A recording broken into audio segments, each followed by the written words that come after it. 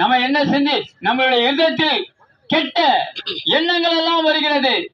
யாரை அழிப்பது, யாரை ஏமாற்றுவது, யாரை வெட்டுவது, யாரை குத்துவது, இப்படியாக பொல்லாத சிந்தனை உள்ளதுதான் நம்மளுடைய இருதயமாக இருக்கிறது. இதுதான் வேதத்தில் எழுதப்பட்டிருக்கிறது.